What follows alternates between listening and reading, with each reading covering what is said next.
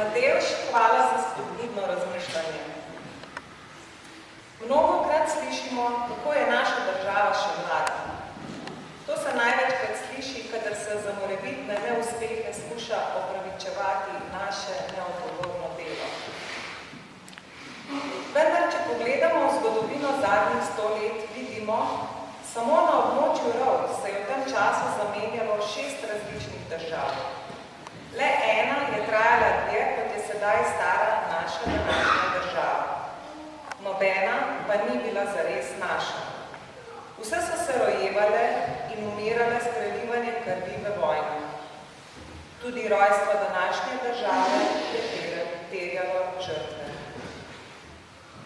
Spomnimo se danes umrlih v vojni za Slovenijo in jim obljubimo, da niso umrli za manj.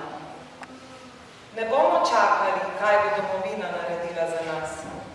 Mi ji bomo pomagali, da bo lahko dobra mati vsem. Hvaležni smo lahko Bogu, da smo imeli v obdobju padca železne zavese v ključnem času slovenske pomladi pogumne ljudi na pravih mestih. Poleg doktorja Jožeta Pučnika, Ivana Omana, Janeza Janše, Igorja Bavčarja, Lojzeta Peterleta, Toneta Krkoviča in številnih drugih takrat mladih željnih sprememb. Član takratne prve demokratične izvoljene skupščine je bil tudi gospod Marjan Podobnik, ki je danes z nami. Gospod Podobnik, vabim vas k besedi.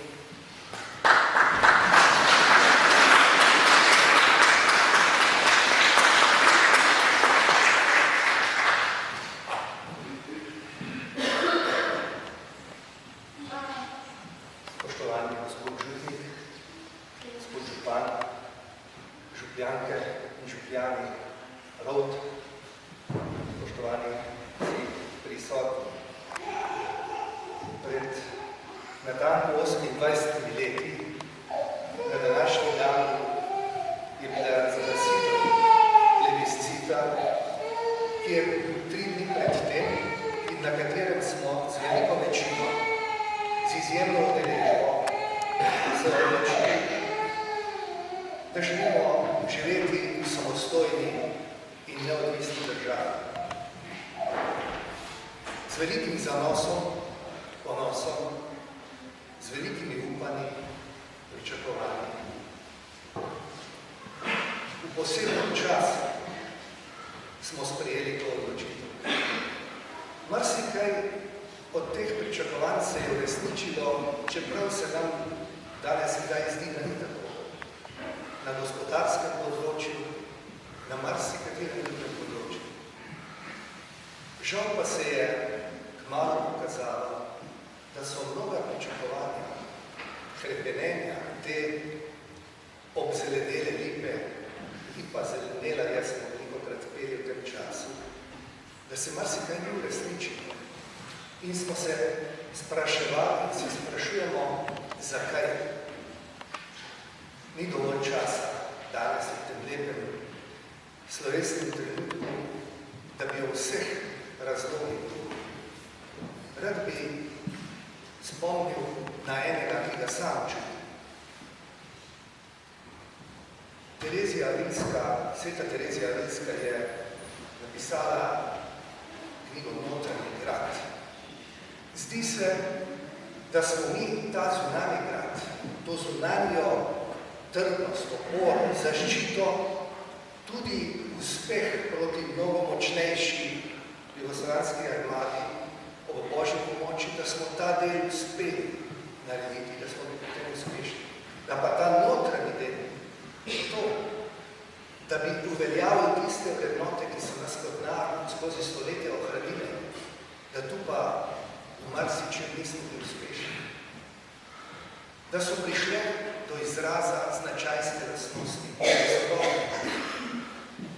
da smo omogočili, da je prišla do izraza pohleb, požrešnost,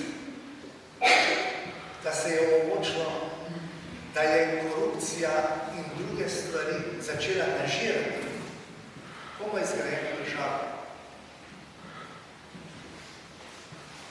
Da preprosto ni bilo postavljenih dovolj trdnih, močnih temeljev, da bi preprečili, da bi se dogajalo to, kar je znano, da dobri, pošteni, pridni, delovni ljudje nikoli ne morejo narediti, izgraditi, ustvariti toliko, kot lahko drugačni, slabši, vzamejo, odnesejo, zlorabijo, odneverijo. In začelo je se zalezovati v nas malodušje, zima, strah, nezaupanje, tudi do nas samih, premajhen občutek za to, da bi znali ceniti dela in tudi ljudi, ki so naredili tudi kakšno napako, pa vendarle se borili za to, da bi želje pričakovanja o osamosvojitvi bila uresničena. Danes, ob 28-letnici plebiscitne odločitve, jaz ne da si želim, jaz trdno verjamem,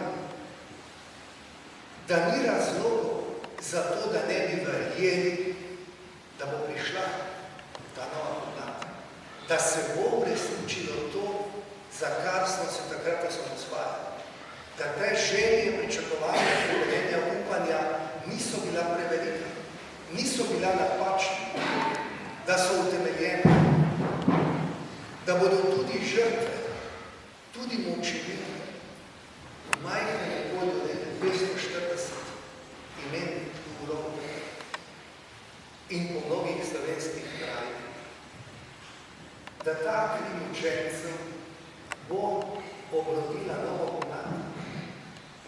Tako kot ste napisali na zastavo, ki bo tu nad Rotami, edino sreča sprava, naj k nam nazaj se vrne.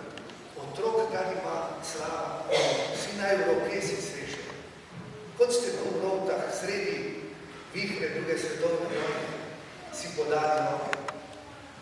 Da se tudi danes zavedamo, da ko gledamo nazaj, le spoštljiv odnos do vseh, ki so se borili proti nacizmu, fašizmu in komunizmu, nas lahko poveže v tisto trdnost, ki jo rabimo, zato da uspemo.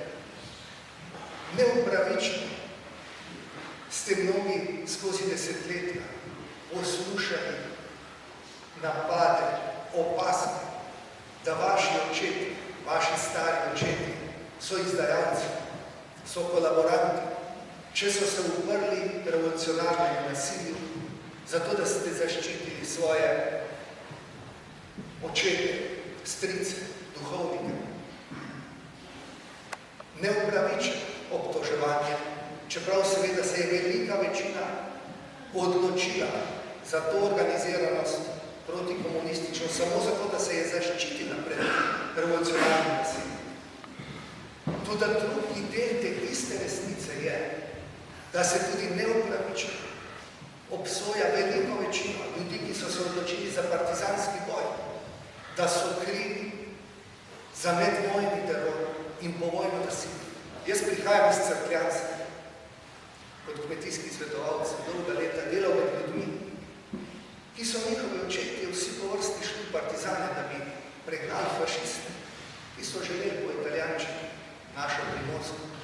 Velika večina z istim dobrim namenom, brez najmanjšega namena, da bi zganjali revolucionarno nasilje ali načrtovali povojne poboje razrednih sovražnikov. Zato jaz verjamem, da je na tem, kar je bilo danes tudi lepo rečeno, prošnja za vse potrebe in predpozdravljanje, da je to prava pot, da bo priletela nova lastovka, kot je rekel pred kratkim Ivan Obar. Nova lastovka, ki smo jo imeli, ki je bila, ki jo čutimo. In tudi, da bomo začutili tudi svojo odgovornost za to, da vrednote jezika, slovenskega jezika, kulture, istovetnosti, o čemer govori drug velik Slovenec, pisatelj, domoljub Boris Pahor, ki je sam doživel vse tri grozote vseh treh totalitarizmov. Zato sem jaz velik optimist in z velikim veseljem in se zahvaljujem gospodu regijskemu voditelju Združenja za vrednote slovenske osamosvojitve za to povabilo. Ker verjamem, veste, kot Betlehem ni bil največji kraj na Judovem, pa je bil pomemben, bo vaša zastava visela ne v največjem kraju, pa bo dala zgled mnogim, da bodo še vesele in vihrale slovenske zastave kot simbol za to, kar smo začeli graditi pred 28 leti in kar verjamemo, da bomo v prihodnosti tudi dopolnili. Tudi jaz vam želim ne privoščiti za dan samostojnosti in enotnosti. Želim lepo nadaljevanje in zaključek